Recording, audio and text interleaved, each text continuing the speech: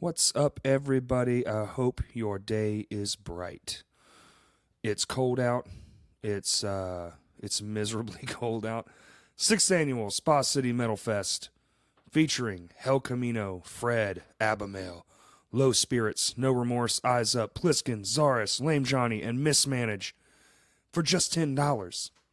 December 7th in Spa City. That's Hot Springs. Sponsored by DeLuca's Pizza, Spa City Inc., Anchor, I think that's a piercing place, and Farewell Skate Co. My boy Jeremy out here doing the damn thing. It's going to be awesome. It's 10 bands, $10. You can't beat it. Free parking. There's going to be vendors. There's going to be a host of things to do, not to mention 10 whole bands, 10 whole great bands. And yeah, just come out and enjoy yourself. Say hi. Let's do some high-fiving and some hugging and all that good stuff. Today's guest, Yuni Wa, producer, engineer, songwriter, all-round badass, amazing guy. I was so happy to have him finally come in and sit down. He's like one of the most goal-oriented people I've ever met. We even talked for a couple hours afterwards because me and him went to this awesome cookout feast fest thing afterwards. And he's just an amazing person, and I'm going to let the podcast speak for itself. His story is great. His plans are great. The way he orients himself and aligns himself with what he wants to get done is great. I have a lot of mutual respect for this man. He killed it. The podcast is awesome. Enjoy it, everybody. Thank you.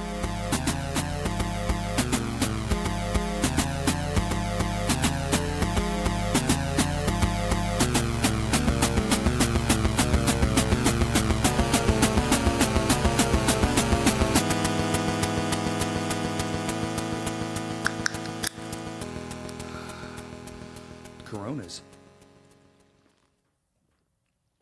All right. Now we get to do the good talking. Yeah, dude. Appreciate you coming on, man. Sorry, I gotta hydrate. Last night was insane, and I didn't drink near enough water. Same. Yeah, we put a. I don't know if you saw any of the footage or nothing, but we made this 7-foot light, and it was 4.5 feet wide. Yeah. And it was right behind me the whole night on. So I think I saw that. Yeah. I definitely saw it. I've seen it on Twitter and Insta. Yeah. And it was hot. It was so hot. And like by the fourth or fifth song, somebody goes, "You okay?" And I was like, "I'm dying." I was cooking from the backside, man. I feel it. So let's get into it, man. Let's talk about beats and all this kind of cool shit. We were just talking outside. You got all these awesome things and goals, and it's just the conversation's already been fantastic. So let's just dive right into it, man. So I want to know. Let's start how did you get started in like artists making beats, doing that kind of thing? Well, I'd say when I was like, I was about 12 or 13, I started going to the Boys and Girls Club studio. And there was this guy named Sean that would, he had a bunch of guitars and drums and a MacBook. Not a MacBook, but like a regular Mac computer with Reason on it. Yep. And so I would play guitars, and I would play the guitars. I would play specifically bass guitar, drums, and I started on Reason. And I just grew from there. I had a passion for it, like, the passion just grew as I got older. Right. Because I grew up in a musical family. Like my grandmother's a pianist. My aunt that was a pianist. A lot of people, do music. So, Right. Yeah, I've always been interested. That's awesome. So you play more than one instrument too. Yeah. That's great. Yeah. You still playing instruments? Yeah, I still play. I play the keyboard, Cool. I'm pretty sure I could play drums and bass guitar too. Sure. Yeah. You never really. It's like a bike. You sit down, you kind of like get reacquainted, and then just Just go at it. Yeah. That's awesome, man. So 13. That's young. How old are you now? 22. 22. Great. Man, you've done a lot. Not in a short time. Mm-hmm. That's wow. I'm really focused. Yes, you are. It takes a lot out of me sometimes, but it's about getting to that. Not even necessarily the end goal, but getting to that. everybody has a vision for Oh, yeah. like their brand and like what they want to do and the type of things they want to put out in the world. That's right. So it's like when you're one of those type of people that's just like, this has to be perfect, this has to be just right. You're willing to go the extra mile for it. That's true. Give up a lot to make the sacrifice. maximum effort. Yeah, Exactly. exactly. Sacrifice. Yeah, we were talking about that earlier. Yeah. An artist's life is filled with them. Oh, sorry, can't make it to the birthday party. I got to finish this thing. Or, oh, sorry, can't make it to the wedding because I got this show. And I've just been so sleepy all the time for like the last 6 months. right. Because I'm just been getting closer and closer to like my I can't even say it yet. Yeah, because I got some crazy plans, but like it's just actually making the plans stick is just It takes everything. it takes the energy, so It goes from like, this is something I'm doing, I'm really passionate about it, to it's like this, when you finally start to see the light, you're like, it's every day. Yeah. Every second I'm awake, I'm focused on this thing. Exactly. I feel you, man. I feel you. That was that was kind of like this show that we just did, man. I was getting the vibe because I was talking to Kurt. Shouts out Kurt. Yup. I was talking to Kurt on FaceTime. He's just like, yeah, man, we got this show tonight at Vino's. I'm just like, man, I know y'all about to turn up. Yeah. And y'all did a whole curtain drop. I'm like, damn, y'all was acting a fool. That's fucking amazing. We brought in, so My Hands to War, my band, we built that giant light, which is an exact replica of the exact light Every Time I Die uses. We took theirs and built it to spec. That's amazing. Yeah, it was really dumb. And then and then the other band, everyone, like bands dressed up. Yeah. People got into it. Past Comfort just blew the fucking roof Shouts out off. Past Comfort. Yeah. They headlined as My Chemical Romance, and it was truly a sight to behold, man. It was unbelievable. And everyone took it to the next level. Yeah. And I was just like, we were talking after the show was, everybody's outside hanging out, and I was like, guys, we gotta bring this to our own shit because we set a new standard tonight. It can be wild. We brought in moving lights, LED. Yeah, it's like lights. the fluctuating ones. Uh-huh. Yeah, that's crazy. It was so dumb. I know this shit was hot as hell though. It was so but it's like so worth it though. Yeah. Poor Eamon was up there in one of those Black Parade jackets. Oh. I was like, he's got to be suffering, dude. Oh my god. I don't know. His adrenaline was probably rushing so hard because, like, all the bands did amazing. I'm going to start by saying that. But something special happened when they got on stage.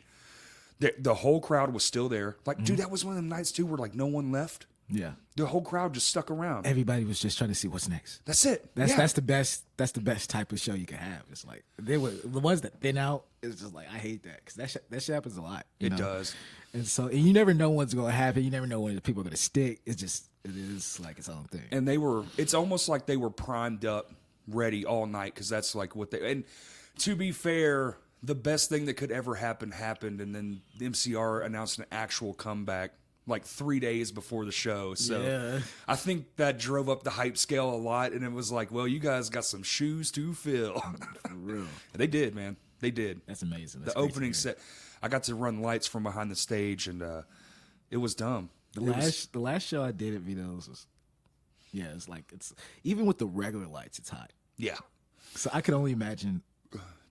Yeah, and it was still, what was the low last night? 40 something, and it was still 1,000 degrees in there. Yeah. It's like, God, just turn the fucking heat off or something. Yeah. But I mean, that hallway, it's a hallway. Yeah. And so you're in there with hundreds of people, and you're just like, yeah, well, there's no escaping this. Yeah, that body heat is definitely going. Well, you just did the Goon show. Mm-hmm. What was that, like a month ago now? That was, I flew back and ran into Goonie, and I ran into Tan, and I think that was October 3rd, and then we did the show October 4th. October 4th. Okay, so yeah, like almost right at a month. Mm-hmm. And you've been busy, man. So you tell me you've been traveling a lot here lately. Yeah, I've been going to Florida and, just trying to, expand my horizons. Doing shows or making connections more? Both. Just trying to, make the way for both. Is Florida a hot spot for what you're doing? Oh, yeah. Actually, I would say it's, my manager lives at, shouts out Mitch and Steven, you know what I'm saying? Cool.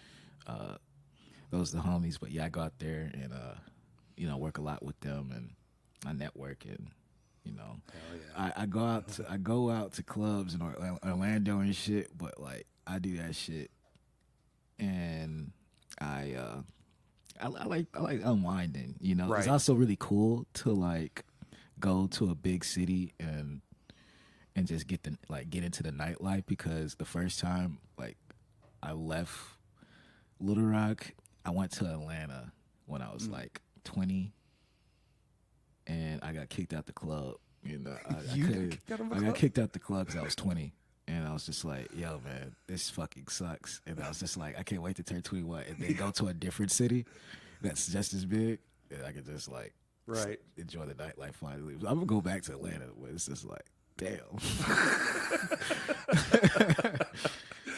Yeah, dude, that being young shit and trying to be in a music scene kind of sucks.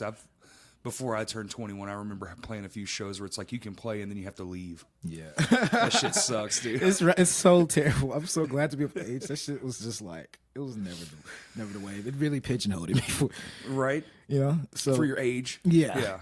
But it's just like, it sucks because I don't feel like I'm like mentally a 20-year-old. I feel much older than what I actually am. You definitely seem wise above your years for sure.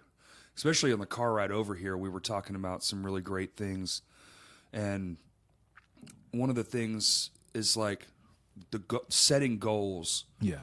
Like writing them down, getting them in your head, making sure that that's the life. If that's the life you want, then this is what I have to go achieve, kind of thing. Yeah, exactly. And I think I don't necessarily write things down, but I definitely I'll even lose sleep some nights just thinking about like the show. Like my wife over here can attest. Like every night before a big show, I maybe an hour of sleep because I'm going over and over and over like all the things. I do that too. Or even sometimes when I like have a flight, I won't sleep. Right. I remember like my first flight to Florida this year, I probably got 2 hours of sleep. Woof. Yeah. Oh, and that's terrible. And then I had to fly out like 5 in the morning. So you have to like wake up at probably 2? I stayed up. You stayed up. You stayed up because I didn't want to miss my shit. I was just like so nervous because I had never flown before. Oh, okay. So like I just flew for the first time. I just got used to being in the airport this year. It's very I'm new. still not. I've only flown twice in my life, and Yeah, same here. See, the last time I flew, man, when we landed, the fucking ceiling tile fell down into the floor. What? Yeah, I was like, all right, I'm done. United? Yeah. Why did I guess it? Yeah, it was. That's fucking hilarious.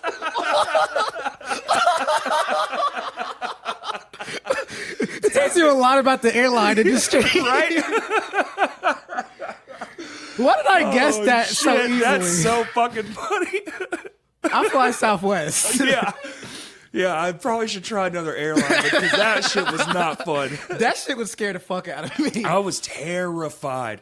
And I was like 14, so this was 20 years ago. Oh, not as a teenager. That cannot make a good impression for planes.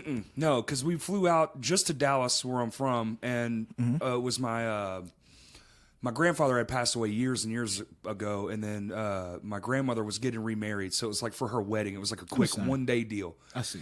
So flying there wasn't too bad. The flight home, I was like, all right, never doing that shit again. I'm not getting on planes, and I'm not getting on big boats. Fuck both big of these boats, things. Yeah, I've yet to get on the boat. Don't really like boats. Planes, like when I was coming back from Florida, early October, I got some real crazy turbulence. Because I think we flew the opposite way. Oh, okay. So I flew from like Florida to Texas. I flew to Dallas. And then back to Little Rock. Yeah. And that turbulence was just like, oh shit. I hadn't really experienced turbulence like that yet. So it was like very, yeah. I was just like, oh, this is new.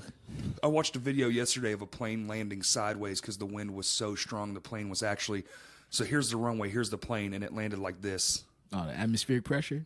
I don't know what it was. Just wind versus an airplane, I guess. It was crosswind, so the runway's one way and the wings were it was just like, dude, if I was on that plane throwing up, shitting, I'd be done. Not the wave. Oh my God. I don't know if it's I don't know if it's something I would ever get used to, man. Yeah, it's hard. It's like I don't go to sleep on flights. Also, Just up. yeah, because it's just like I don't like the feeling of being off the ground. No, I don't like it, and I have control issues too, so I don't like being not in control of my own Yeah, situation. yeah, same. Ooh. Yeah, Like in a car when I'm driving, I feel fine. I'm comfortable. yeah. You know, I'm pretty attentive driver. I mean, fuck, man, we got a damn immediate stop traffic fiasco on our way here, and it's just like, man, it's just one of them things where like if I can't. But if a plane goes down, even if you were in control, you ain't stopping shit. You know, Yeah, you're not. I mean, they're gonna shoot the little air things, Right. Things you gotta breathe into. What Oh, that shit yeah. gonna do? Nothing. Get the life jacket. They'd say it so you don't pass out, and I'm like, I want to be passed out. Yeah. I don't want to remember this shit. Exactly. That's a really good point. Yeah, dude. And if we're going down, fuck it. Let me be passed out. Because if I want to burst into flames, I'd rather be asleep for it. You know? It's like bowling's been going through so much shit like in the last year. Yeah. With the mechanics, aviation, I think committee or association, some crazy shit. But it's just like it really puts into perspective that that shit's crazy. It's crazy. And you think, why don't they just put parachutes on an airplane and all this crazy? I mean, they do it to the space shuttle. Right? That only makes sense. Right? I'm just like, well, I mean, if you can do it to one, you can do it to another. But, I guess cost versus risk is kind of like their comparison. Yeah, it literally is. Yeah. I've always thought that was it. They're like, okay. Also, I recently found out that they make more money if a plane goes down. Oh, well, ugh. Yeah. No, that's Hey, capitalism is a weird fucking system. it's a weird system. It's a weird system. It's a very weird system. And it's getting weirder. Yeah. Yeah. Yeah. So I was wondering, like most artists, when you sit down to make like a fresh song, do you let your current headspace control the flow, or do you have like, you're a very goal oriented guy, so do you already, even if it's like, fuck, I'm just not in this today, but I still got to do it.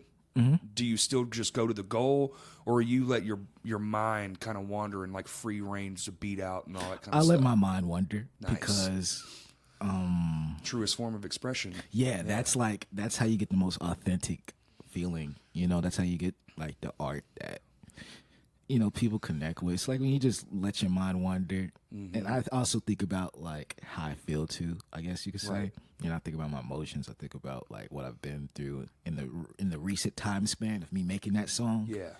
And I'm just like, okay, I want to, like, I released two two things recently. I released an EP called Diagrams, a 2-track EP, and I released a single called Watch Over with a music video. Yeah, I just watched that. It's tight. Thank you. Loved it. But those the one thing about my music is that when you listen to it, it's like it's all meant to be very diverse. It's like nothing is. I'm not trying to like really just do the same thing over and over again. So I focus on like just the grand scheme of the entire spectrum. Like like blueprints. Like blueprints to my mind is like a very future based. Electronics on Watch Over is a very jazzy, offbeat, lo-fi track, Right. And I like having power. I like being able to use my adaptability, and I like being able to just Well, you're definitely being outside the box too. Yeah. You're not closing yourself to one style. That's important. It really is. It's like one of the most important things to me because that's what really sets me apart. I would assume, especially in the hip hop world, you want that more because especially at this point, there are so many different kinds. Yeah. You have the hip hop and rap as the whole, but there are so many subgenres now. It's almost as crazy as metal now. Like, metal is just metal, but there's so many genres. It's like, even with synthwave and vaporwave and future funk, Right. when I got into all those things, and I actually Those tracks I did was starting to blow up back in 2014, 2015. I was in high school still when those tracks started blowing up. Like, it was weird. Yeah, It was for a high very school weird. kid, It's a yeah. very obscure. Those are very obscure genres. Yeah. But I did them because I was like, I like the feeling it gives me. You Right, know what I'm saying? right. And that's what it started from. It wasn't just like some profiteering shit. It's just like, I like the genuine emotions that comes from this music. Sure. And it starts from there and you build on it, you know? And that's the beautiful part about it. It's just being able to sit back and really just, you know, just let your unconscious mind tell the story. Yeah, I like that. Yeah. That's good. I'm gonna use that. That's good, man. Real shit. That's a damn album title right there. That's sick. Right? I like that. Hell yeah. Yeah. What about well, I know, like, I think it's probably still this way. When I was younger, I was massive into, like, you know, hip hop because I come out of the 80s. Hip hop was fucking gigantic. Yeah, it was just growing bigger and bigger each year. It was crazy. I mean, he's a young kid. It was on everything. You can go back and look at old commercials and shit. Same thing. Like when it started permeating the popular culture, you know. But even still, the best ones that would go to the tippity top, it was all about real shit, you know.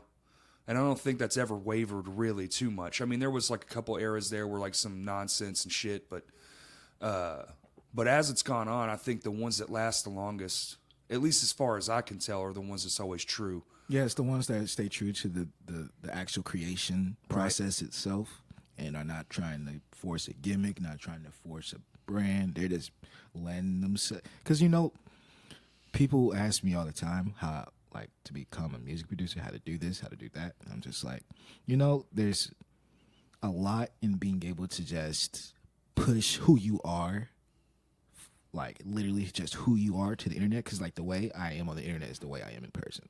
Right. It's not a gimmick. It's like, you know what I'm saying? Like, I'm as funny as laid back dude. I don't know. I just like it's just like it's about sincerity. It's about like being genuine and remembering that you can't get caught up in this whole like industry shenanigan shit. The like, image bullshit. Yeah.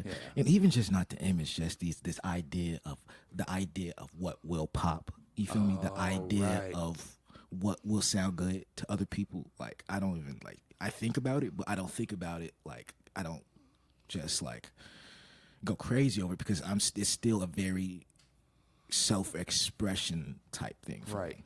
Yeah, you're not doing this whole thing where you have an algorithm and you make everything to this algorithm because that's what people want to hear on the radio and shit. Exactly. Yeah, I feel that hard. You got to write what's in your heart. Exactly, because that's the only way people are going to really. That's the only reason why people have taken a liking to me is because I've made what I wanted to make. That's right. You know, and not trying to like follow the standard. Yep. Because like everybody, like we all know the status quo exists, but not everybody knows they don't have to follow it. Right. You feel me? So like, it's about that perception. Do you feel like sometimes it's hard though because It's very hard. I know, It's way harder to do what I do. yeah, than, because like, you're just- not giving in. Yeah, you know, I'm not selling out. It's Yeah. it's 4 times fucking harder. So it's like I gotta put so much more energy into Even it. more effort. Yeah. Just to make this small, because you'll have bandwagoners, and I don't Yeah. mean that in a bad way. I get it. You like what you like, but because you do a song one way and then that goes out and it pops. Mm-hmm. Now you get all these new fans because they think you're like this, but Yeah. then the next thing you make is like way over here on Left Street. Yeah, And they're like, wait, what the fuck is this? Never mind. exactly. It's hard to fight that battle, man. We've run into that over the years, but I think that's the same can be said with any genre of music, especially when there's those people in that genre that are just really trying to do different shit. Yeah, It's like I think a great example of that right now is that new Sturgill Simpson album. Did you see that shit? This man made a country album to an anime. what? Bro, Oh they my God. released it on Netflix. I'm gonna go home and peep that, yo. It's not what you would think. Like, he's a traditional, what you would consider almost not outlaw country, but just old Is traditional. he country. like the guy that voiced Early from Squidbillies? I think that it. No, that's Unknown Something Henson. yeah, right? Unknown Henson. Yeah. Yeah. Yeah, that's Unknown Henson. But Sturgill I love Simpson. Unknown Henson. Oh yeah, dude. He's been here a couple times. What the fuck? Yeah. He travels around. I And want to plays. meet him so bad. I love Squidbillies so much. Me too.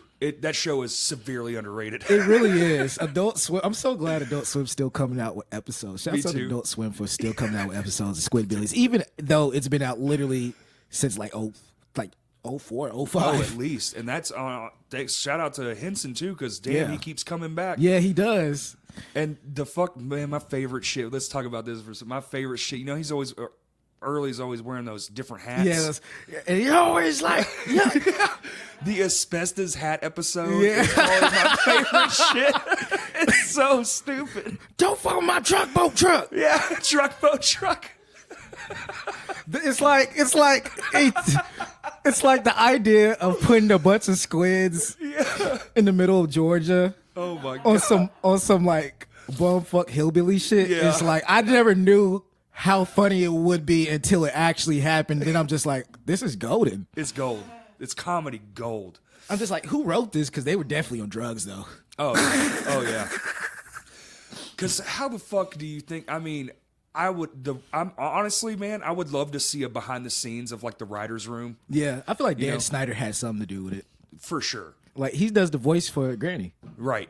I would assume that, and even the who's the guy that does a lot with Adult Swim? He's the actor guy. What the fuck's his name? Seth Green? Is it Seth Green? No. Yeah, Seth Green does. He's the one that's in those Robot Chicken. He's using Robot Chicken a lot. Seth Green Right. is the one that's in Robot Chicken. I wouldn't be surprised if he was in that writer's room too. Oh yeah, he probably is because like remember when they Robot Chicken did Star Wars shit? I know Seth Green was heavily involved in that. I think. Yeah. He gets it. Well, he does a Family Guy too. Yeah, Seth Green. That dude's busy as hell. yeah. I want to be as busy as Seth Green. Right? I be thinking of that, or even like a Seth MacFarlane bag, Right? or just like that's how Or you know like you. that shit you posted this morning, man, that somebody did that super cut to Oh yeah, somebody did like a edit to The Fifth Element to That's one of my older tracks from back in the day. And it's crazy as shit. the beat. They got the beat changes and everything, man. It was a solid ass super Yeah. cut. I It's was just- like, damn. I'm like, damn, somebody really fucks with me. And it's like, this is motivating. I need this. That had to take some time. Yeah, it did. The way they lined the scenes out, my favorite scene too was actually close to the beginning when it goes to the car in the garage. Mm-hmm. Yeah, I was right? like, oh, Yeah. that shit could have been in the trailer, dude. I love that movie so much. And also like Chris Tucker's hair. Yeah, in that for movie. sure. Chris Tucker, Yeah. that dude is wild. He is. I wish he'd make a better comeback. He did that Netflix shit and then just Yeah, just popped off sizzles. again. Yep. I always believed him. I don't count him out completely. You know what I'm saying? I'm just waiting patiently. Right. You know what I'm He's saying? one of those guys. He'll pop back up like Eddie Murphy is right now. I swear. Also, rest in peace, John Witherspoon. And Yes. Thank you. you know what I'm saying? That man was funny beyond Oh yeah. measure. He's like, I look up to like Richard Pryor and Paul Mooney and him. So like, out of that group, and also Red Fox. Oh, dude. And like, so like, he's like, Paul Mooney's one of the last ones left. So I'm like, protect Paul Mooney. Protect Paul Mooney. Rep this man in bubble wrap. For real. And that's so in the spirit of that, Yeah. and writers' rooms and all those kinds of things, you I know a lot of your work probably revolves around like collaborations Oh no, most of my work is completely by myself. with like well, I meant like with like a vocalist rapper or something. Oh, Like, are you okay? So I should rephrase the question. So, so commission work basically. Yeah. So when someone's like, "Damn, I want you to make a beat for me," and clearly there's going to be like an exchange of ideas and all that kind of stuff. Yeah. And what's the process like? Like getting into the artist's head, coming from like your own expression, or do you generally go, "Nah, I'm just going to make what I want, and you can have that." I try to listen to the artist and what they feel like they can explain the sound is that they want. So it's a lot of just sitting back and just like, you know, brainstorming, just being like, you know, like I'll ask sometimes for examples of songs they really like, but I'll be like, you know what I'm saying, I'm still gonna put my spin on it, of course, because I have to. Right. That's what makes it unique. All right. That's what makes it a Yuni song. Exactly. So like, Yeah, I really like to listen to see what they feel is what they are looking for because I'm trying to get them what they need, and I want to, I like doing good job. I like doing good work. We all like that. Yeah, I like exactly. doing quality work. So the more resources and the more information I have on the actual like standpoint of where they're trying to go to, is the better it is. And, Right. to Is go there a about lot of like? I know nowadays it's a hell of a lot easier to collaborate, not being in the same room. it. Yeah. I would assume. Do you get like a chunk of a beat done, send it off, be like, "Yo, check this out," or do you just kind of flesh out the whole thing and then go? I do over both it? things. I do both. You do both? Yeah. I'll sometimes like, depending, I'll just be like, I'll be like, yeah, let's I'm a chalk away at a couple concepts and I'm gonna build the frame, like the foundation, and then I'm gonna send it to them. I'm gonna see like, okay, if you like the framing, the foundationary thing I've already put up, then I'll just keep going along with it and ride on it. You know what I'm saying? And because that really helps you gauge it, Right. As like as the actual process, because like the internet, we were talking about the internet, like being able to send files back and forth effortlessly nowadays with little to no cost, and also in probably minutes. Yeah. It's like it's crazy, and it's just, man, it's amazing. It's definitely wild. We're actually talking about that's probably how we're going to end up making our next album is all through getting tracks and just sending them off. It seems to be these days like really the best way because you can track anything anywhere nowadays. For real. With the power of just shit, you don't need a whole studio anymore. They just need the file. And then you send it to some engineer who does have a whole studio, and then he just polishes it up, and it's just like, wow, that was fucking easy. No more spending an entire month, in a studio, spending fucking 10 grand and, worrying. And now it's just like, well, cool. We got that done in an hour. All right, email it. It's amazing. It's I like being able to walk. Work with people like around the world. That shit's amazing. Like, Yeah. And I've been working with artists around the country and around the world for like years now, and so I'm very comfortable with it. And it's That's awesome. yeah. It's kind of, nowadays it's just common. Yeah, it is. It's like, well, this is just what we do now. yeah, it's just like it's the norm. It's the norm. Yeah, It's the yeah, norm. there you go. It's the new normal. Yeah. And just, I think about when I was first starting that shit, you either had to go to them Yeah. with like all the shit, or you had to like mail it, Right? for real. Yeah. I have so much respect for like the earlier artists because that shit was so hard, yo. Like just seeing like, I watched the Quincy Jones documentary. I love it. Yeah. I watched it about 3 times. Or even when you see like those older bands, like they talk about, like this is what we used to record off of. If we fucked up, we would have to start all the way over. All the way.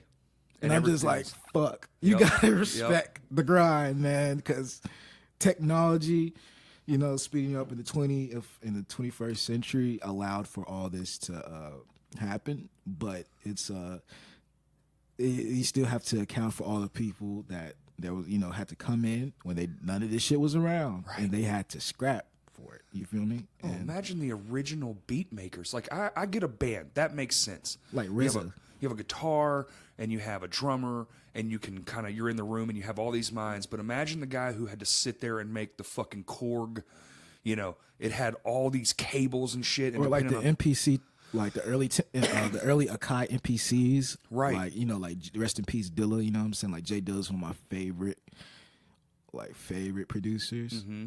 I like Flying Lotus. You know what I'm saying? And it's like they really had to do this analog manual shit, and Crazy. yeah, Absolutely mind-boggling to me. Who the fuck sat down and figured out like, oh, if I plug this cable into this transistor, it'll make this sound. Like, damn. Yeah, it just takes some serious fucking experimentation and some time. Not only were you an artist, you were a fucking solderer, you were an engineer, you were a genius, because I mean, There's no way to not become a prodigy while you have to do all this shit. right. When you literally had to build the motherfucking machine before you could make the beat. You know what I'm saying? Yeah. Oh, I think about that shit all the time, man. Like, I'll get in my head about not being, like especially if I fuck something up. Mm-hmm. Like, even if at practice, I'll like, well, stop me. I'm like, I'm sorry, that was terrible. But you want to get so good, and you want to. It's almost like things are so good now. Even playing, I want to be. There's like a level of autonomousness I want to reach, where I still want to perform well, but I also don't want to fuck up. Because it's like where we live in a world where fuck ups are so erasable, kind of thing. Like, also, there's a thing about this though. Now, fuck ups being erasable. Do you mean like the digital age? I noticed has allowed for things to become so polished, yeah, and processed. Like I noticed some things like about the Beatles and like Led Zeppelin or Pink Floyd. They would leave abnormalities. They would leave imperfections to make it unique. You know what I'm saying? And it's just like that's what really made a lot of like artists. And it's just like I think about that sometimes, and I'd be like, sometimes I don't want to make shit that's too polished, which is why I go back to my earlier style of doing offbeat drums on purpose, because the swing is like sometimes you can see the perfection in the imperfection, if that makes sense. I have a unique thought on that. I think I'm about to get all bourgeois on you, but I think energy is transferable, man. Mm-hmm. And I think when those guys, those girls, those people were in those rooms making all that shit happen, there was a vibe. And that vibe got captured by these instruments and sent out. And then when you hear that shit, you get that vibe. Like those Led Zeppelin records and those Pink Floyd records. I can't imagine the amount of months it probably took to make that shit because you had to be so good. But again, like you're saying, like something would happen in the background and they're like, oh, that's tight, leave it in. Yeah. Or like the amp speaker would blow up and they would just leave in the cracks and pops and all these unique things you get to do. And now the computer has taken over so much of it that when somebody played it and you cover up that energy, man, like you're taking away the human aspect of the art. Like the humanistic aspect is the imperfections. Exactly. And that's why it's like, it kind of fucks me up because that's what I like. I listen to, generally speaking, I listen to much older music. Same. Almost exclusively. I feel that. And then I listen to a lot of jazz. And then like, but everyone's into this new stuff, which I'm not shitting on. It's just like, damn, now I want to be more polished because it's what people are into. So I kind of like let myself get in my own way kind of thing. Like I just get in my own head and I'm like, fuck, man, I really wish I wouldn't have messed up that one fill roll, even though no one noticed. Typically speaking, most people don't notice the mistakes. They're just having fun. But I do think it's a weird time, especially in like heavier music where everything's so pristine. You buy or stream a metal song nowadays and it's just like the most perfect. And it kind of gets to me in my head a little. Yeah. It makes sense. It's probably my own fault, but if you care a lot about something, it'll send you the signal, be like, hey, like, right. It's just like, what you don't like about, what I'm saying? What you do like. I feel like there's a lot of power in just knowing that the what music was meant for like humans, right, from like a emotional like development and vulnerable standpoint, like art in general is just raw expression. It is humanistic. It is here. It is saying like the Nirvana song, "Come as You Are." You feel me? Right. Literally, come as you are. Yeah. You like that's what I think. You feel me? And I do. I agree with you. And I feel like you, it goes back to what you were saying, like the artists that really stay true to like the sounds and the vision they had for their like everything. They have that longevity usually. Yeah, I agree. And everybody wants. I mean, how many records did Nirvana have? 4. Yeah. And this shit's still out there. Still going crazy to this day. I mean, every time there's a format change, this shit just boop, boop, boop, boop, more and more. Remastered version. Yeah, exactly. Number 6. Buy today. Yeah, here's the shit they were working on before he died. It's crazy because like if you look at a lot of the dead artists, it's like think about it like this. I was looking at either a Forbes list, I think, and it was saying the highest grossing dead musicians. Michael Jackson's number one at, I believe, $50 billion. What the fuck? Still. What? Like, actually, no. I think I'm messing up. I'm fucking up. No, it's like I want to say it went from like 1 to 2 bill, possibly. I might have to look again. I'm gonna look. I'm gonna refresh. Yeah, that's cool. Cause Still insane. it's like I think his streams went up after last year again. Again, Yeah. that's wild. How long has he been dead now? Fucking 2009. I remember the day Michael Jackson died. I Okay. love that man's music. It's crazy. It's like especially like if you listen to a lot of my music, it's like a lot of funk and 80s vibes. Like I love Prince, Michael Jackson, and like Loose Ends and shit. So like I really like that whole dynamic. And even like Boy George and the Culture Club. Oh yeah. I was like, I love that you have so many influences, man. It's wild. yeah, You listen to fucking everything. yeah, I do. Cause it's just like you can get anything from everything. That's true. That's true. You're more free range too. You know, you're not boxing yourself in with the, you know, I get in the, I like a lot of fucking Johnny Cash, like we were saying in the posters in the room, Led Zeppelin. I'll switch it up and play some new shit like Norma Jean or something. Okay, I found it. The top earning dead celebrities of 2019. Michael Jackson number one at 60 million. Elvis Presley at 39 million.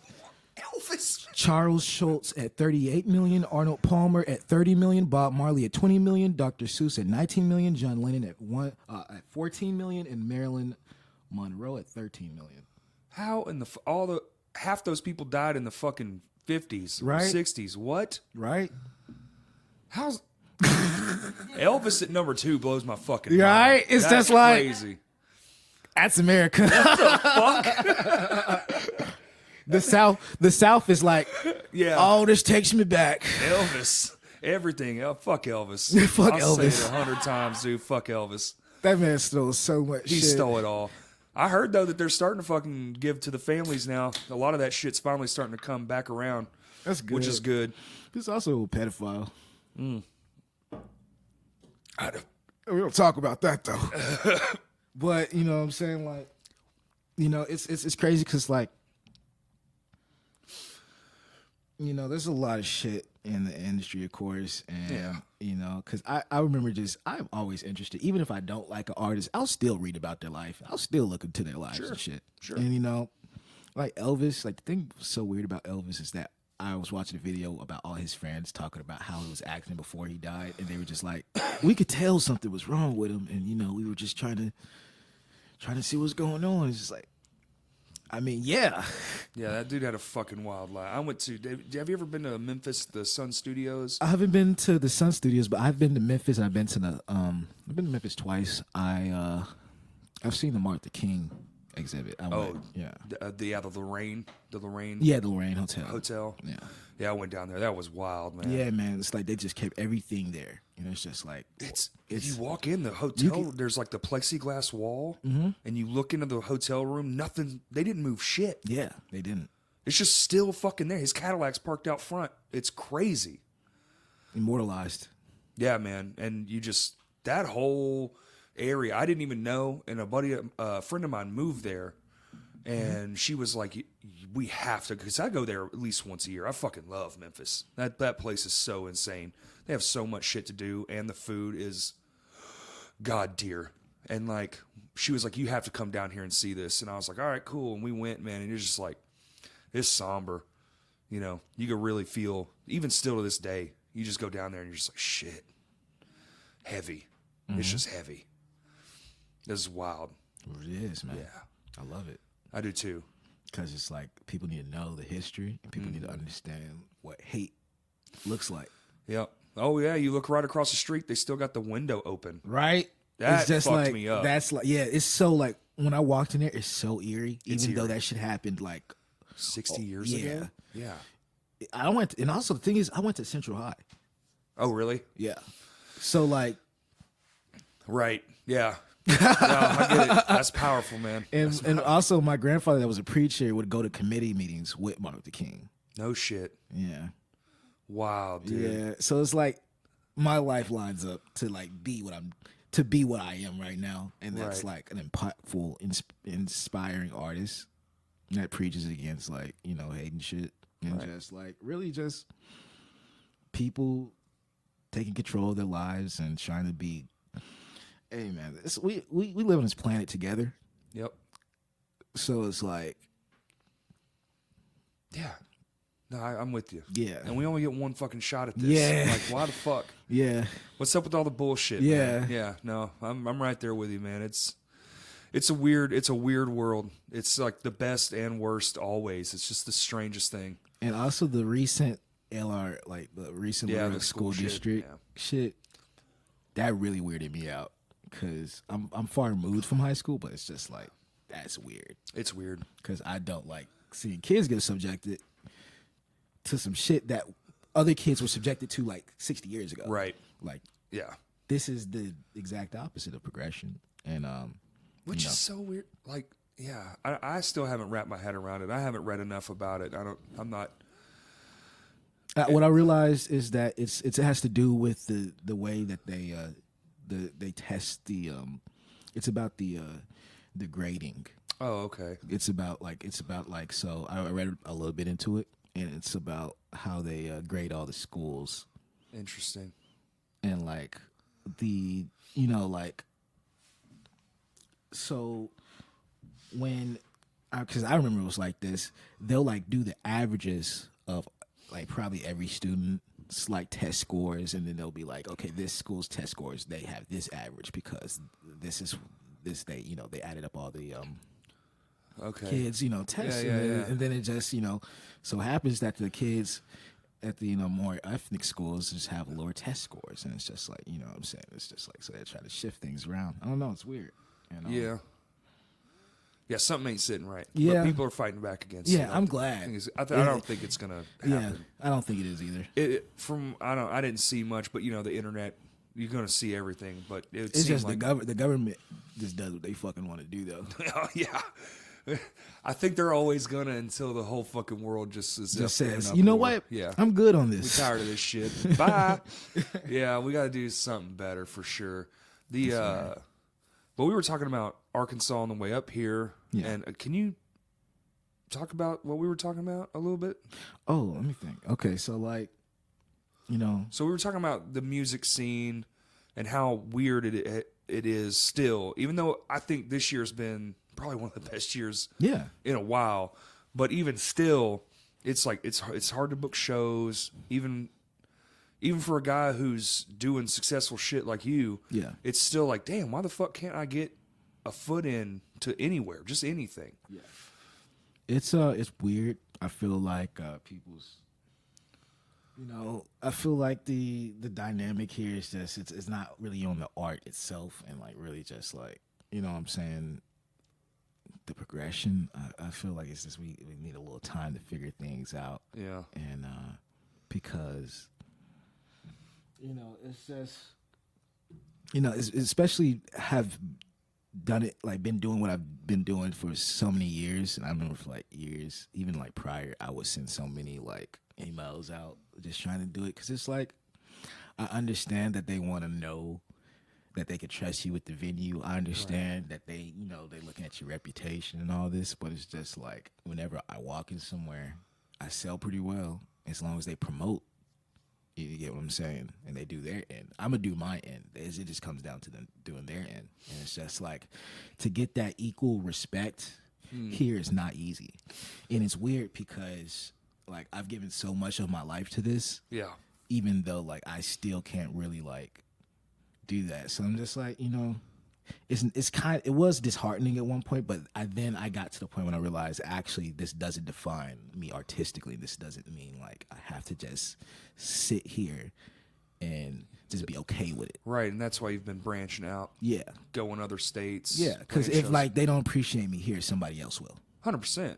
Yeah. You know what I'm saying? Like, that's just the honest to God truth. And I think it's hard here too, though, man, because like we run into a lot of the same issues, two different genres, but you have to get in front of people's faces and be respectful though. and 100%. Even if they're shitty, just be like, all right, cool, man. Like I've played shows where the sound guy's such a dick, and you're still just like, yeah, thanks, man, sounded great. I really appreciate it because I want the next time I come back to the vibe to be different. Yeah, and we want to throw great shows Exactly. in this state, and I'm from Little Rock, so like I want to do amazing things for this city, but it's just like if this city doesn't want me to do amazing things for it, then what can I do? I think something. I still can't put my finger on it, man. But it used to be like what you're talking about, and then something happened, and now people don't necessarily seek out that. Yeah, They think of nightlife now as just going to a bar, or we don't really have that many clubs. Yeah, we don't. So it's like There's not that many options. it's more bar style than club style. Like, yeah, people go, I'm going to the club. It's like, well, it's sort of a club.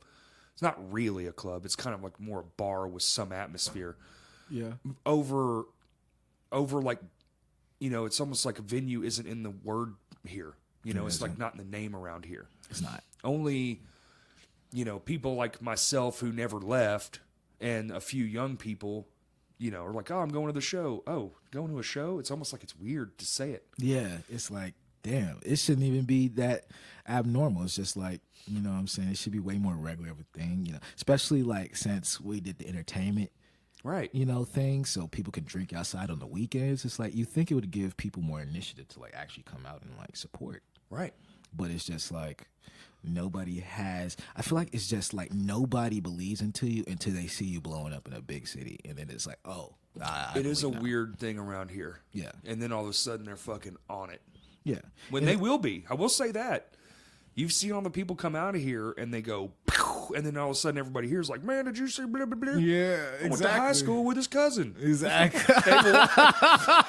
Okay, but did you go to any fucking shows of his at fucking Vino's or Rev Room? Does he even have one conversation with Right, them? Like, right. just say, hey, man, I know I haven't come to these shows, but I still support, I still stream you. I still get you at 0.38%. There you go. 38 cent to off a dollar. Yeah, Yeah, off a dollar, it's like yeah. fucking, you don't get shit for streaming, but it's like, it means something. Yeah, did you just leave that shit on repeat all night with the volume down so I could get $1.50 by the time I woke up? Exactly. Exactly. You know what I'm saying? Hey, Yuni Wa at Spotify. Anyways, YUNIWA. But yeah, you know what I'm saying? It's true. It's like also streaming rates are crazy. It's like I've been getting deeper into the business side of music, and the more I just look into it, I'm just like, wow, this is kind of fucked. It's fucked all the way. I'm going to do a special episode about this soon. I've been reaching out to people who are much smarter than me on the situation because I'm fucking stupid when it comes to math and numbers. But I know what's bullshit when I see it, and I promise you, man, I do not like what that is. Whatever that is, I don't like it. Mm-hmm. It's almost like we're being not forced, but almost like kind of forced to go back to like the method that they used to use in like the 30s through the 50s where you take a single and that's what the fuck you ride on as far as like the airwaves are concerned. You have one or two singles from an album and then people come watch you play, but you can only get the album in a store. So like if that's the fucking method, then why am I putting all my shit on here when I just put these one or two songs? Because the one or two songs, if you go to anyone that has an album, there's always like the 3 hits. They have the most. Everything else is like sorta. Yeah. And I know it all adds up, and I'm kind of being complainy, but at the same time, it's like, well, I'll just take those top 3, and then I'll sell you a record in person, or you can buy it from like my merch store. Right. And then if you want to see it, you can like bundle it. Yeah, exactly. You have to come to me. Yeah. That's very old school. That it is. It's like having to take the e-commerce shit into like your own hands. Yeah. Cause it's like, cause it ain't doing you no fucking favors anymore. You know, I miss the original lineup. I think was more fair. Like you had iTunes and shit, and you had to pay $1 for the song, and you got 60 cents for that song that they bought. Yeah, and that's like that adds up. That's like it's more fair. 100,000 people do that. Yeah, that's like shit. I just bought a new car. Yes, I could pay my rent for like 2 years at least. I would hand that shit straight to the landlord. Here you go. Leave me the fuck alone. I pay my rent like before the shit even due. Right. I like paying my bills before the shit even due, just so I can just have the comfort of just sitting back and handling the business I need to handle. It keeps it out of your brain too. Yeah, it keeps does. the stress off of you. Yeah, it does. Yeah, that's a smart rule. I should probably do that. I always wait like on my trailer payment. I'm there like send me a letter. I'm like, oh shit, yeah, I forgot. It's real. It's very real. But that's what we were talking about on the ride over here, man. And it's definitely one of my main goals is to try to change the way people think about going out around here. And I know a lot of people listening to this are probably on the same page. They're like, yeah, man, we need more people to come out. But it's like, it's so hard. Like, how? It is. I don't know. It's how do you really change weird. a fucking whole city's like mental, like thinking. Yeah. That is like in itself, like even just like, I feel like there's this perception, like, because we understand this, but it's like people build up this perception in their heads that's just like, you know what I'm saying? Like, it's just this easy thing. You just throw a show and people come out. It's not like that. You know? It's just easy. We only spent 6 months working on the fucking cover show. Yeah. Six months. Half Yeah. a year. It's only 12 months in a year. And I'll be fucking, for 6 months of work, 3 months of pure practicing, plus for the last month we were doing twice a week. If I told anyone the amount of money we made, they would be like, absolutely not. Yeah. Would you work that hard for this? Yeah. I ask myself the same question sometimes. And that's, and that's what ultimately led me to like really just wanting to leave Arkansas and just, just being like, okay, I got to think about the longevity of It's a real myself question. as an artist. You got things coming to question, some very serious questions. It's just like, you know what I'm saying? I could sit here and I could kind of just like wait. Yeah. But wait for like, what am I waiting for? Exactly. It's like you can't wait for nothing. Exactly. Yeah. Exactly. So You it's gotta like, go get that shit. Exactly. Yeah. And that's what I'm all about. And it's just like people just think it comes to you though. When did you realize that? I realized that at a pretty young age. Okay. Because I had been denied to like play shows so many times, and I had sent so many emails for like 2 years before I got my start being able to DJ. I really got my start from Goonie, because Goonie would put me on the Fire Room. Shouts out Gonde Garçon. Go check out his new album. Cheers to the End of the World. Oh, it's so good. But yeah, he put me on. He'd bring me in, and he let me DJ. I remember the first time I ever met him. He shouted me out. I was just like, damn, how the fuck does he even know me? I haven't even had a real conversation with him. That man has his finger on the pulse. Exactly. Yeah. And it's just like, exactly. That man is like he is the epitome of having your finger on the pulse. And it's just like, I appreciate, because it's like, sometimes you need people to just like work you in a little bit. And you know what I'm saying? And when he moved to Hollywood and did his shit, I was super fucking proud of him and all the boys. And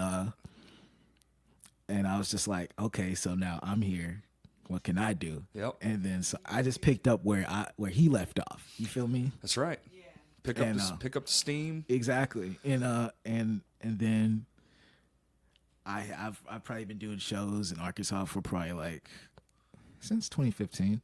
Okay. That's a solid amount of time. Yeah. So like I've reached a point where like it's like shows only get so big. Yeah. I could do some pretty big shows. It's just about doing the same venues over and over again. That's getting to me. We have a shortage of places to do it. Exactly. And every place we do have to do it, the capacity is not that big. Exactly. So even if you wanted to go fucking huge, you can, but you can't. Yeah. There's a limitation to how crazy you can go. There's a constant limitation here. Yeah. That is like always acting against you, whether you realize it or not. Right. It's just about like realizing it and the perception of it, because it's just like sometimes it takes time for people to realize it. Sometimes people are just like, it's just like a light bulb, because it was a light bulb for me. It was just like, oh, it was just like that for me. Yep. It was just like, real, just don't take much to catch on to it. Well, and because you put so much energy into it. Exactly. You're focused. Exactly. And to be fair, if I'm thinking about it logically, we're a small state. There's only 3 million people here. Yeah. And they're spread out Yeah. across a pretty good size state for that small a number of people. Exactly. Little Rock alone's like 200,000. Yeah. So if you take, 200,000 people, Yeah. right? Even we'll include Benton and Bryant. We'll call it 300,000. Yeah. So if you take 300,000 people and boil out, okay, how many people are old? All right, well, they fucking sure ain't coming.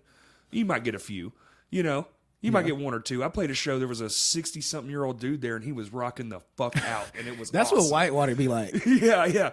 So, but by the time you boil it down to what your fan base could possibly be versus like Atlanta, Orlando, fucking Austin, Texas, L.A., maybe not San Francisco. What's the other one? Anyway, all these major cities that have literally 9 times our population in just that city, your variable is going to be a lot higher. So for like hip hop and even pop music in general, around any small, I would assume it's the same everywhere that has small numbers of people that are spread out. Because I think out of 300,000 people, there's probably not a whole lot that are that are listeners, and they might enjoy the music, they might stream it, but still willing to get out of their house and go watch it also. You know what I'm saying? Like, that seems to me to be one of the harder aspects of getting people to come to shows. Is like, man, fuck, there's really maybe not that many people available to come to the show. Yeah, that's what I'm thinking. Because it's like such a small population. Yeah. It's just like, and then also when you do like a specific genre of music that, is kind of somewhat. Niche. Yeah, it's very niche. Yeah. Those niche genres. Yeah. It's cool when you can do it on the internet. It's bad when Not that's even all you on the got. internet. When you go to a big city, big cities love niche genres. Like That's true. They fuck with that shit. Yeah. They're like, yo, this is what we need, and they'll Yo. appreciate it. Yo, there's a rock, alt, ska, jazz fusion band coming. Yeah, Fuck man. Yeah. All the fucking boys are going. We're all going. We're getting a bunch of fucking, we're getting a bunch of fucking White Claws and we're going out, That's man. it. Yeah. Fucking White Claw shit, dude. Yeah. All What my is that friends shit are called? drinking- Jaeger mate? Jaeger mate? I forgot I what don't that shit's know. called. Oh, those teas. Yeah. Yaberme or I don't know, man. Darby had one on here. What the fuck was that called? Yeah. Hey, shouts out I Was Afraid. I love that band so much. Oh yeah. Big old wall of atmosphere. Yeah. Pinholes is my favorite song. It's a good one. It is. Did you go see him at the Not Another Fest thing? Oh, I tried to. I couldn't. I saw Ted at, the homie Ted. Yeah. With Head Cold. Yeah. So I saw Head Cold, I believe. Yeah. So. I saw Head Cold. I think Head Cold was like the last band I saw at Vino's. Oh, okay. Did you have you decided on a landing spot for once you make the big jump out of here? I'm thinking mainly just like probably California. California. Yeah. I mean, that's Like LA is like my number one streaming on Spotify and SoundCloud, so it just really makes sense. It makes sense to be where the people are. I actually like my music. Well, know? I mean, yeah. Because they not, how many of them have ever seen you? Yeah, they're gonna be like, "Oh shit, he's here." Yeah. Damn. Fantastic. Yeah. Yeah. I need to see this live set. Need to see what's popping. It's definitely fun as fuck. You did that goon show at Vino's with Tan, and that was. You know what I'm saying? We had Sister Smoke, we had Johnny Vine, we had Right. You know what I'm saying? We had Al. It was dope. It was a wild night. That was the first time I ever seen a mosh pit in a hip hop show. That shit was crazy. Actually, yeah, like the last show, because I had a show after that. The one in Fayetteville. No, not in Fayetteville. I had another Vito show after that show, and it was like a Halloween show. Oh. Yeah, and it was Johnny Vine, Al Taylor, C. Will, Clubhouse, my boys. Okay. You know what I'm saying? Sister Smoke. Like, I also like putting the artists that I know like really just believe, like really be grinding on their shit, because I see that shit and I respect it so much. Hell yeah. And Me too. it's like, and they deserve that. You feel me? And it's like, cause not everybody's just gonna be willing to just to give you that energy. Sometimes you really just, you got to give that energy to people for them to be the artist they need to be. That's right. That's right. I feel that 100%. I actually thought that about you too the first time when somebody, it was Kurt actually, introduced me. So stop Kurt again. Yeah. Thanks, Kurt. Thanks, Kurt. He brings a lot of things to my attention that I'm oblivious to because I don't really get into basically I fucking suck at the internet and I don't listen to a lot of new music. I understand. So he's got his finger on a pulse. I don't. And he shows me all kinds of shit. He's like, you should pay attention to this person. Okay, cool. I'll do that. If somebody shows it to me, 9 times out of 10, I'll check it out. I feel that. Unless I'm just like, for some whatever reason, I don't like it. But yeah, it's been, it's cool to, especially one, this podcast has afforded me to meet a ton of new people. Yeah. And really get to know people's stories, especially around here, and formulate new ideas. Even off what you're saying, future, yeah, to work on how do we make it all better. And I think that's something we need around here because just like what you're saying, all the information you've given me just today, I can take that and be like, all right, man, I definitely see that that's problematic. It is. Yeah. It sucks because I think I think that another venue would help tremendously. Or just a couple more. I feel it though. I agree. Maybe a little small baby venue, and I would love to see another mid-sized venue. Yeah. Nice, we need something like Red Rocks. Or oh my God, that would be incredible. Yeah, right? Because I think about it, and I'm just like, what do we have? And I'm just like, Metroplex. Sorta. It's gone. No, it's gone now. Yeah, I was thinking that. Okay, I wasn't sure. It finally closed down. It's a Lumber One now. Holy shit. Wow. Yeah. Puts it in perspective. Right. J. Cole just performed it 2 years ago. Puts it in perspective. I know. I think the biggest issue, man, is overhead. I think one of the biggest reasons why the Rev Room and Vinos have been around for so long, and Sticky Fingers, is because the venue is secondary, which kind of sucks. Because if you look around now, they're selling food and drinks and exactly, then and focus on music. They focus on the music, so it's not even really their main forte. Because if you look at the places, traditionally speaking, around here that did pop off and were cool, everyone, well, we have a venue and it's just a venue. Yeah, they always close. They always close. Exactly, like Juanita's and Downtown Music Hall. The Village. I thought it was crazy that the music places with the most history here closed down before I really became of age. Right? It's like, dude, when Juanita's closed down, that shit broke my heart. I remember finding out about Downtown Music Hall after the fact because the Google listing is still up there, but it's just permanently closed. Ugh. It's sad to drive by there too because the whole front end is chopped off. Yeah, exactly. Yeah, and I go by there all the time, and I'm just like, I really wish I could have experienced this even just once. That place embodied something that not a lot of places have, and it was one of the last places I can remember where it was just. And Vino's is kind of actually getting back to this. It was just so fucking magical. The nights you would spend in there, even a fucking because not all shows are going to do good. You're going to have some stinkers, man. No, that of shit course, just no, happens. that's inevitable. It's inevitable. You can't do it's it every about weekend. It's about getting through it. But even those make you better. Exactly. You're like, shit, I don't want to play in front of 10 people. I want to play in front of 100, 200. And you learn from it. And exactly. You know what I'm saying? You make the changes to be the artist and give the live experience you want to give to the people that, are willing to have that live experience. Now, with you about to make the big giant move and it's coming up, yes. Is there any kind of I don't know, nervousness? I'm extremely fucking nervous all the time. I am fucking terrified. But it's I'm not a person to let my fear dictate and control what I do. I just operate in realism. I be realistic. Use it like a fuel. And then I use it as a fuel to paint more descriptive goals. Oh. So I let my fear not necessarily dictate me, but help me be more accurate. Hell yeah. You see what I'm saying? It's about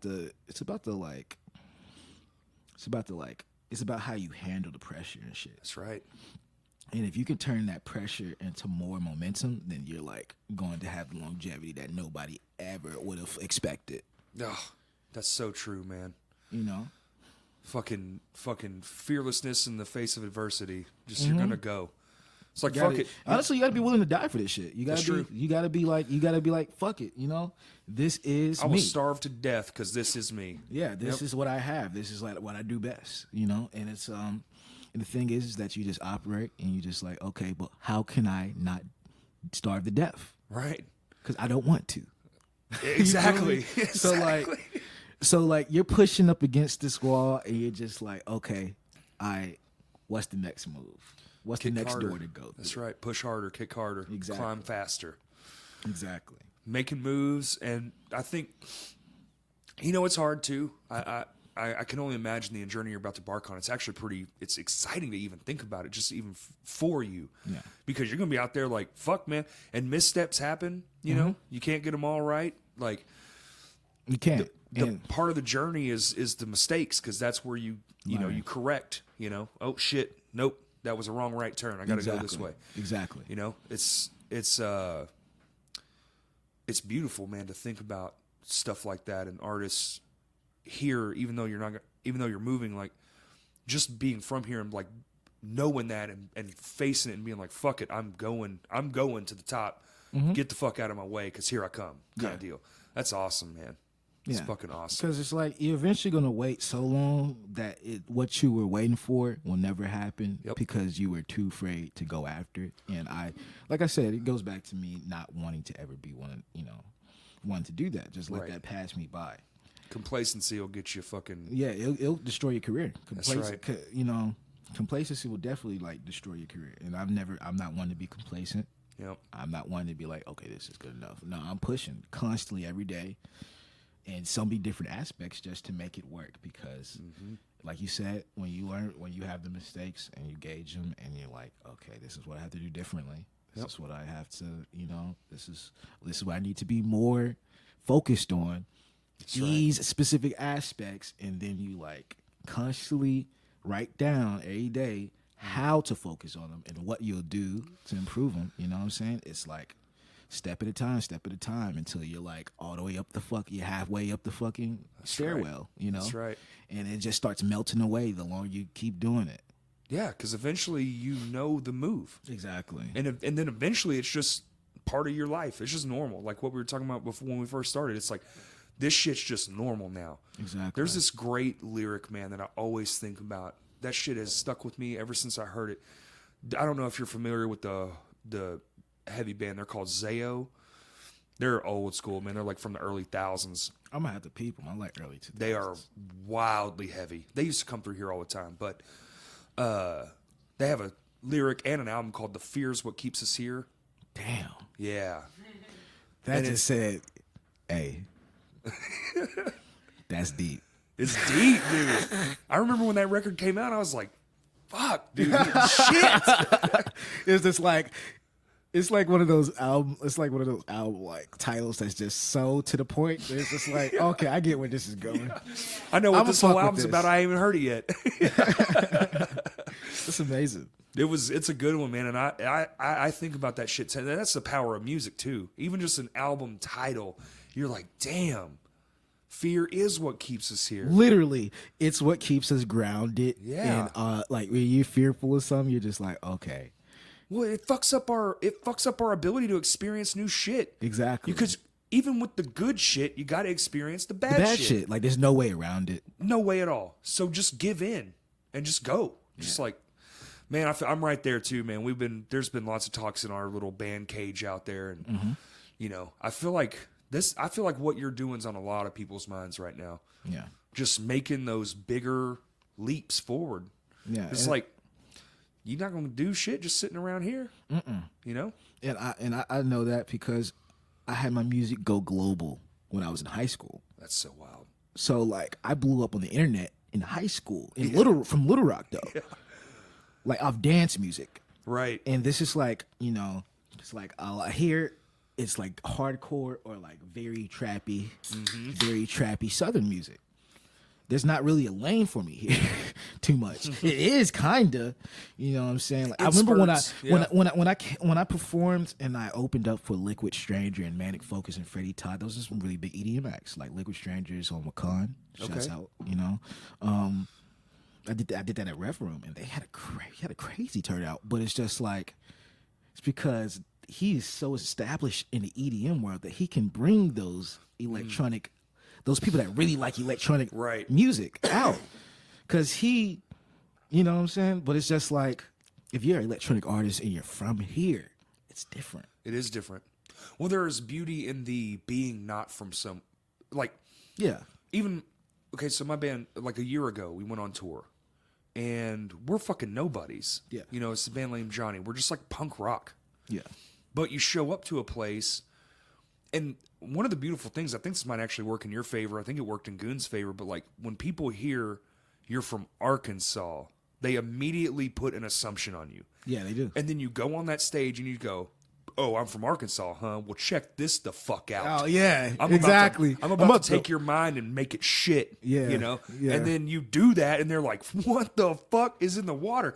And For real. Some of my favorite musicians that have ever lived came right from this fucking state. Same. Like, everybody loves Al Green. Everybody loves Johnny Cash. Everybody like, you know what I'm saying? There's so many brilliant minds here, even right now. Yeah. There are so many talented fucking people, but we just get overlooked, man. We're a C market. If you look at it in business terms, we do not have a good economy. We're a fucking hopscotch.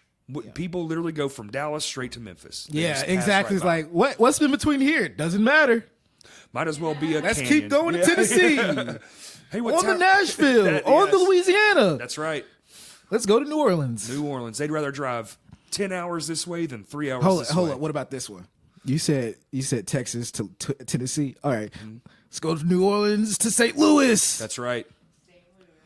You'll see that too. Yeah, I know. It's all based in realism, which is what makes it so funny. But yet, you know, I mean, part of me wants to be like, "Yo, fuck you," but the logical part of me wants to be like, "I get it too." Yeah, I do. I get it. You have to. What are you gonna do? You just played in New Orleans and probably made fucking $5,000. Yeah, You gotta come to Little Rock and play make for $300. Yeah. You know? What is that? That doesn't even make sense.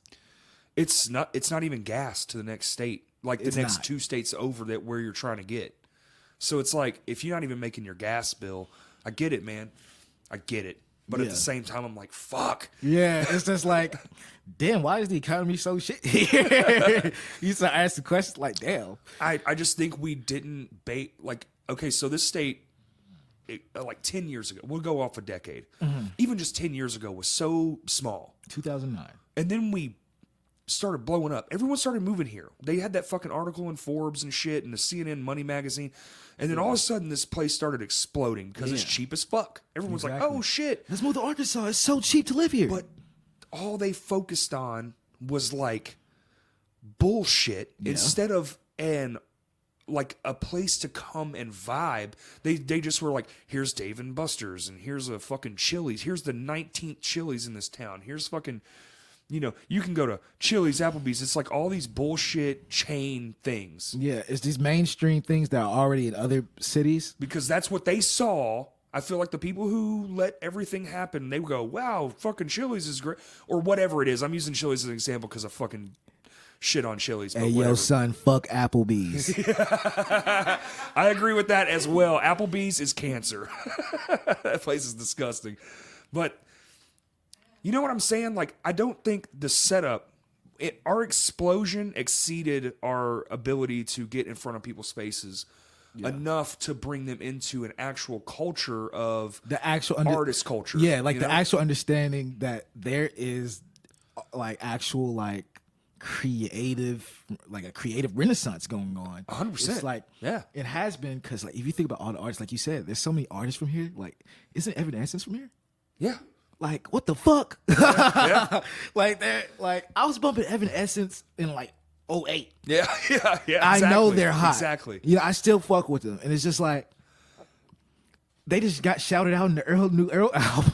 It's like they haven't lost any type of like steam. Like, people still love them just as much as they did like in the late 2000s.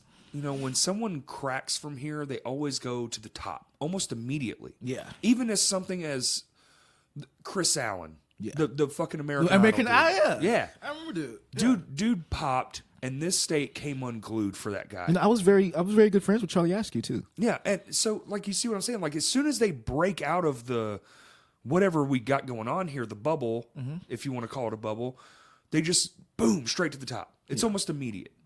It is. You know, it's weird how that happens. It's like, but because the outside isn't looking in, we know, you know, everyone listening to this knows they've all got a friend that's badass at something. Exactly. Whether they're a kick-ass musician or whether they're a fucking great painter Or graphic designer. Exactly. And then, but once they get out there and they do that one bit of work that people pay attention to, they're like, oh shit.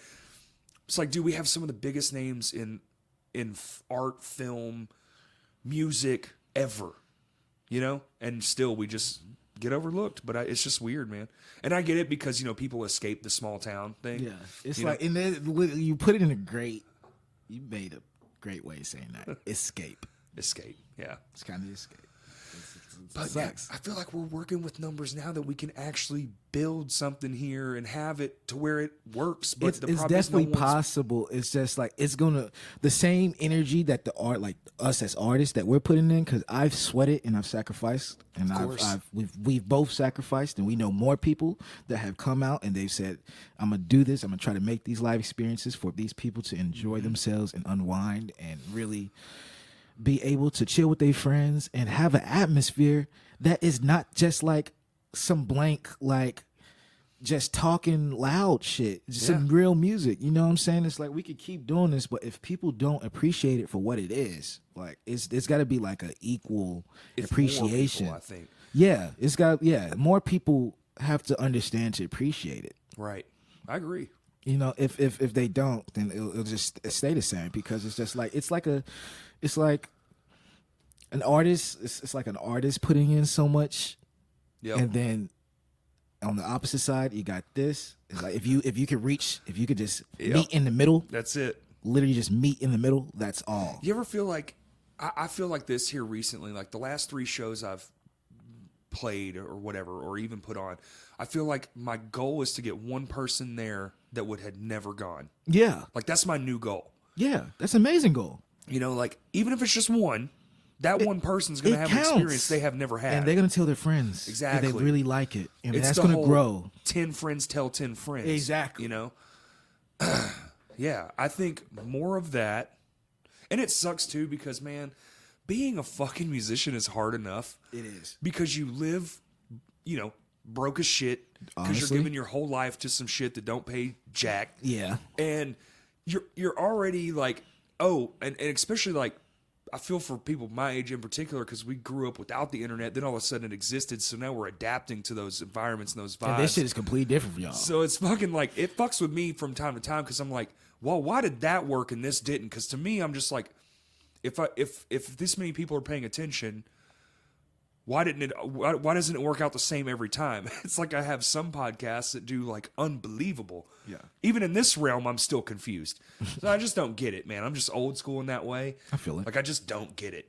But I'm trying to like, okay, well, if we can do this or that, it's like, but damn, it's fucking hard. It is. It is. It's unimaginably hard. And it's just like, and then the thing is, it's just like to reach that longevity you really want. It's just like, you gotta have them cinder blocks on your back. You Right. just gotta keep walking with them shits. Right?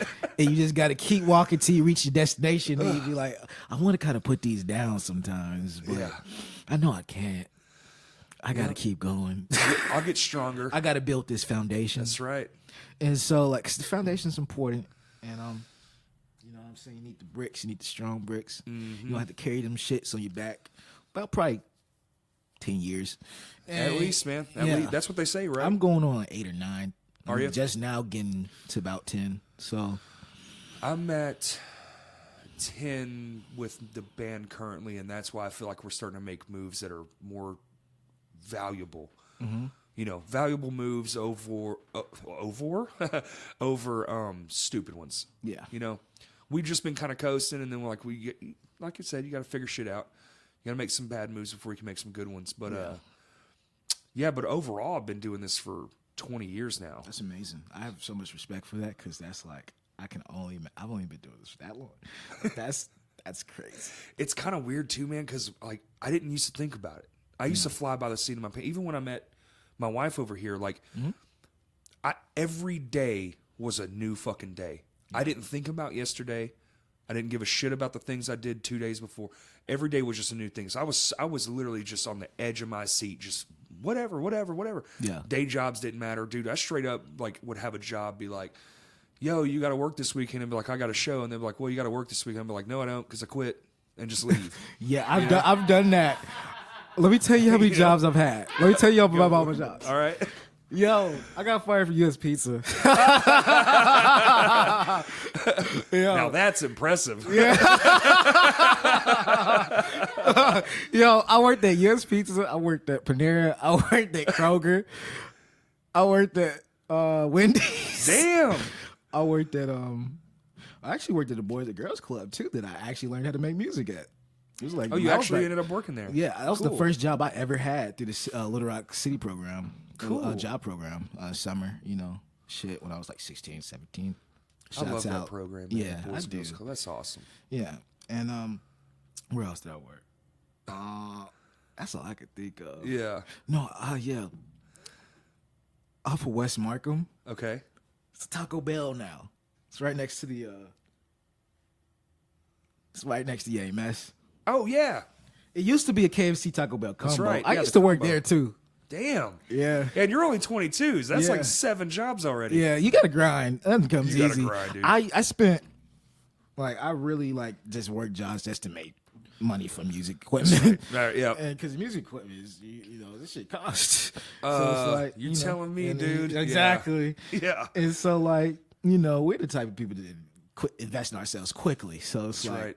and we're not one to just fret about it. I just dived into it. I said, you know what, I gotta make shit happen. That's right.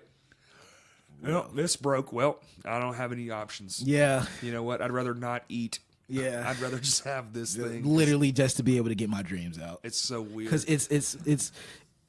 it's like, even when you're not able to eat, 'cause it's like, I've been plenty of times that I was struggling super hard and I literally couldn't eat. Like, even just being able to sit there and play on the keyboard just brought a very specific type of happiness. Pro tip? And it let me appreciate Exactly. the very little that sometimes arises. When you're able to really appreciate very little, it really helps. You know what I'm saying? Like, when you don't have much and you just like, you're really cool with just. You know just what I what's figured in the out moment, early? What's on? up? For starving artists out there, here's a great one. What? Go to dinner at a friend's house. Mm-hmm. Because one, people like having people over for dinner. Yeah. That's what I used to do, man. When I was like shit. So it's like I knew money was fucked. It's like I just did something really stupid with my money or whatever. Like, because I bought something musical related every time. So I just call my friends and be like, yo, I want to come over Tuesday. Oh, cool, man, I'll get pizza. Or, hey, man, can I come over Wednesday? Cool, man, we're making roast. We'll be there. Oh, sweet, thanks. It's just like you're eating for free. Yeah. Yeah, it's only one time a day, but It makes a big difference. it makes a big fucking difference, man. So I had to not necessarily use my friends, because I didn't tell them, hey, I'm broke as shit, can you feed me? Yeah. I just was like, yo, can we be company and come and eat your food? Because it's polite. That's It the is, polite yeah. way of saying it. Yeah. You know what I'm saying? I'm way better than I was originally, though. You know what I'm saying? It's just like I'm just taking it one step at a time. You know, this is it's all a process. It is. Because it's like, you know what I'm saying? I remember when I wasn't making shit from music. Right? I make far more from music than I originally made, but it's still getting there to where I need it to be. It takes time, though. takes It's about having that patience. It's one of those weird things, too, because it's like it takes so long just to get that, oh, okay, I'm finally comfortable. Yeah. And then the next step, generally after that, is now I'm all the way comfortable. Yeah. So you went from struggle, it's okay.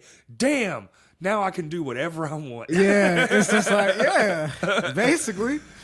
There's like no middle ground. You're either poor as fuck or you got You all good the money. as Yeah, shit. You good as shit. Like, it's amazing, because the thing is, what I learned in this industry is that it will literally happen when you when you least expect it. 100%. It will just fucking happen at a random. Every time. Like Like the offers I've been given that I weren't really able to cash out on, like this year alone, I would have had like a couple G's. But it's just like, you know what I'm saying? You don't know when they'll arise. It's just like the frequency. It's just like how frequently the opportunities arise will change. The speed changes. Like, you know, when you're looking at the algorithms of the internet, it's like, you know what I'm saying? It's like it's all a speed. It's all set at a speed. Yeah. You feel me? Oh, dude, I'll post something on a Saturday, 2 people. Post something on a Tuesday morning, 50. It's like, or sometimes you'll post on a random ass day, like Sunday afternoon. Like if we did it today, and they'd be like, oh, here's 100 people or 200 people. Yeah. You're like, what the fuck? Yeah. Yeah. It is so weird. It's so weird, man. And trying to figure that shit out. And then trying to gauge it. I grew up on the internet. I've been on the internet my whole life, mostly. Right. Like, I remember AOL.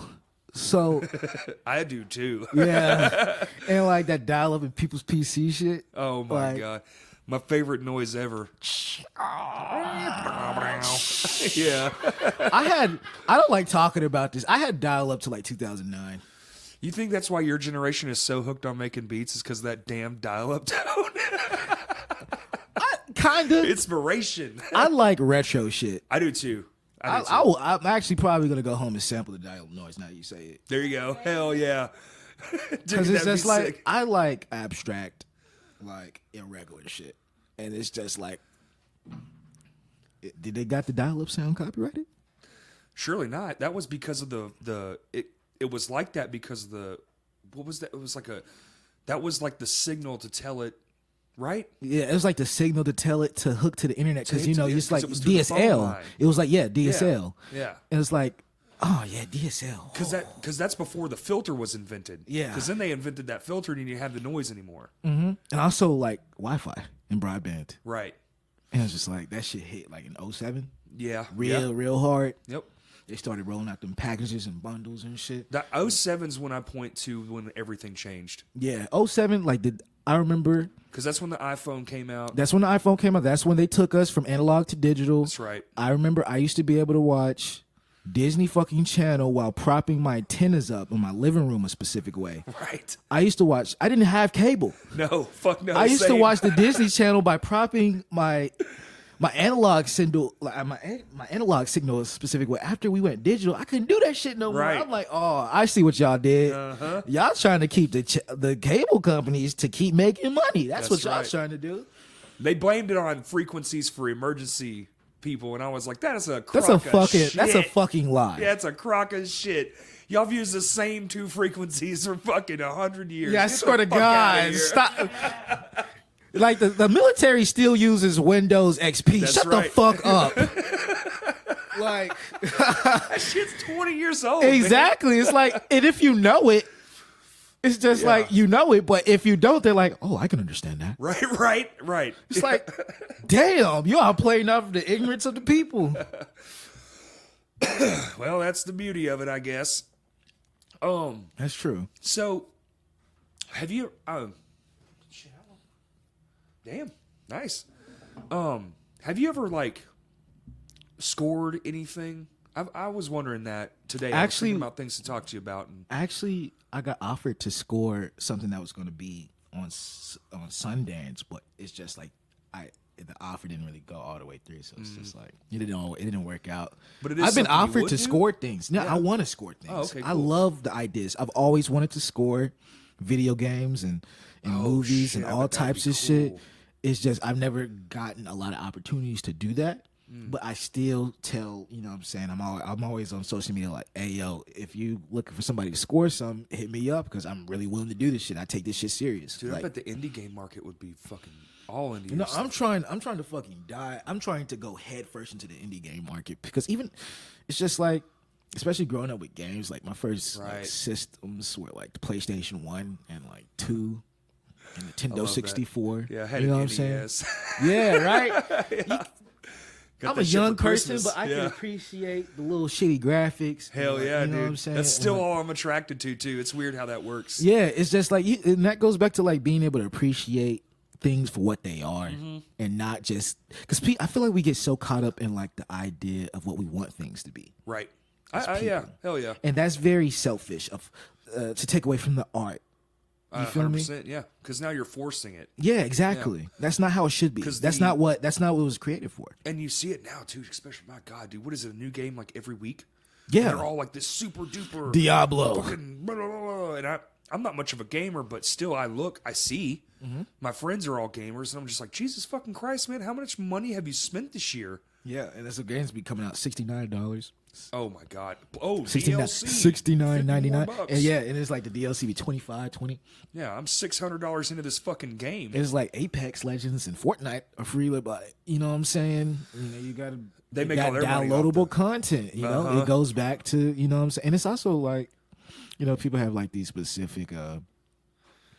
Actually, I haven't told it. Yeah, I got offered for one of my songs to be on GTA, but I couldn't really do it because of specific legal ramifications. Really? But like, yeah, I got offered when I was in Florida. This was like in September. I got offered this in September.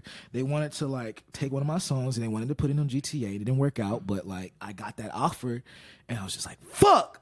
Right? Oh my God. But I was like, but I had to like look at it like logically. I had to look at it and be like, oh, this just means that the opportunities I'm getting are becoming more frequent. Yeah. I will have another opportunity like this. Right. And it will be dope. And I'll actually probably be able to do it next time. That's cool, man. So it's like, it's just being, patient enough to really just be like, okay, even if I can't really utilize this opportunity now, I know another one will follow up after it. Totally. Or a couple ones after it. And one of them's going to hit. One of them's going to work. And that's awesome, man. Right? That's so fucking sick. Yeah. I love that shit, man. It's some shit. It's some shit. Because it's like when you got to walk away from some shit because it's like you legally can't do it. It's just like, it's just like, man. That's got to be confusing as hell. It is, but it's like, you understand like what you can and can't do as an artist. So it's just like, all right. Man, my biggest struggle, one of the aspects I look at, like, as far as like being a singular artist like yourself, where you rely on you. Mm-hmm. That's why dude, stand-up comedy to me is the most attractive thing. Yeah, same. That's why I like Richard Pryor. It's just like, but it terrifies me to no end. Like, I even have a stand-up set in my phone. I talk about it all the time. One of these days, I'm going to do a fucking open mic. The singularity aspect of just being in charge of your own shit is so appealing to me. But I love being in a band so much. But when you're in a band, you're at the helm of however many other people are in that band. Yeah. You're all driving the ship together. And if one person wants to hop off, sometimes it's like, well, there you go. Yeah. Ship is in the ocean, It's wild. It is. Do you feel like you've benefited from being just like a guy who's so goal-oriented and just being on your own and being able to make your own decisions? I've definitely benefited from it, and I really love it. I like being responsible for only myself. I like having my own shit in my own control. Right. And it's just like, because it's like I'm in a music group, I'm in Clubhouse, you know what I'm saying? But like, shouts out them. And but I really like, being able to just focus on like the singular aspect of like my own thing going on, because it's like, everybody has school, like certain artists in the group have school and work, and not everybody is at that level of seriousness that I'm at. So it's just like, I know, but the thing is that I know what I want for myself, and I know what I can do for myself. So it's just like, I really like being able to have my own thing in my own control. Hell yeah. That's cool, man. Mm-hmm. And still be able to work with the, my homies, and like whenever I feel like it. Right. Yeah. Just go there, have fun, do what you want to do. And then when it's time to go do your own thing, just go do your own thing. Yeah, exactly. And nobody's, yeah. That's great, man. Well, you want to add anything to this? Big announcement coming very soon. I can't really say what the fuck it is yet. It's exciting. I got a couple announcements. What? Just pay attention. Pay attention to what the fuck I'm doing, please. I'm not fucking around with anything. I believe it. I'm so fucking dead serious. It's like people need to either get on the boat now or just get left behind at this point, and I don't care anymore. You know what I'm saying? Because I know what I'm doing as an artist. Right. It's just about people realizing it for themselves. I feel that. Well, go ahead and tell people where they can find you, man. YUNIWA official on Instagram, Twitter. You know what I'm saying? I'm on SoundCloud. You know what I'm saying? I'm on Spotify, Apple Music, Tidal, Triller. Make a Triller video to my shit. Okay. TikTok? I'm trying to see about that. We've been trying to see having about problems with that, but I should be on TikTok in like the next couple months Okay, awesome. or weeks. It just depends. But you know what I'm saying? Like, we figured that shit out.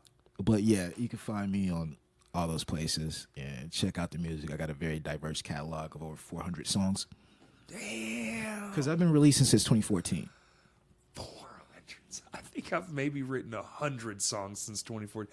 That's awesome, man. And I haven't released everything I've ever made. So I have like course not, yeah. 1,000 Wow. or more. You're a hardworking man. Have to be. That's true. That's true. You're not going to get where you want to go without some Yeah. hard work. For real. Well, dude, I really appreciate this, man. I appreciate it, This has been too. an amazing time.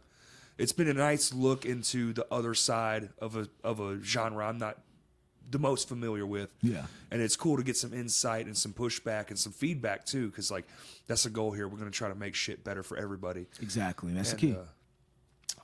Well, we're at Crashcast Pod and on Twitter Crashcast Pod 1, the number, not the letters. And if you're good, I'm good. Shouts out Crash Cast Podcast. thank you, man. Support them. I believe in what you're doing. I will come back in the future Hell and be yeah. on this shit. If you want me to, just let me know. Anytime. Anytime. I fuck with this. This is different. I appreciate the hell out of that, man. And everybody else at home, thank you for listening.